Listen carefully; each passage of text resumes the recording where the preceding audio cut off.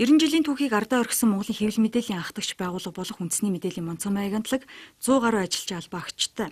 Монгол Улсын тухай болон олон улсын үйл амьдралын талаар цаг тутамд дэлхийн мэдээллийн агентлагуудтай мэдээлэл солилцдог энэхүү агентлаг нь засгийн газрыг хэрэгжүүлэгч агентлагийн статустаар үйл ажиллагаагаа явуулсаар ирсэн билээ. Гадаадад Монголын нэрийн хуудас болсон тус агентлагийн хамт олонд өнөөдөр салбарын шагналын хурбуулаа, Монголын сэтгүүлчдийн нэгдсэн хэвлэлийн гүйцэтгэх захирал Баяр Магна өөрийн биеэр ирж тус байгууллагад үр бүтээлтэй ажилласан зарим ажилчдад баяр хүргэсэн юм. Хэвлэл мэдээллийн тэргүүний ажилтнаар Маркцингийн албаны дарга төмөр Монголын сэтгүүл зүйн 100 жилийн ой медалаар гадаад мэдээний редакцийн хариуцлагатай редактор Амгалан Мингүши Шибао сайны эрхлэгч Мөнхтуул, гадаадд мэдээлэх редакцийн орчуулагч Батцэг, дотоод мэдээний сурвалжлагч Туул, хэвлэх цэхийн ахлах мэргэжилтэн Даштулам, Хүмүүн бичих сайны хариуцлагатай нарийн бичгийн дарга Хандмаа, Гаан үзэх тэмдгээр гадаадд мэдээлэх редакцийн орчуулагч Халуун, гадаад мэдээний редакцийн орчуулагч Жаргал нар тус шагнаглаа.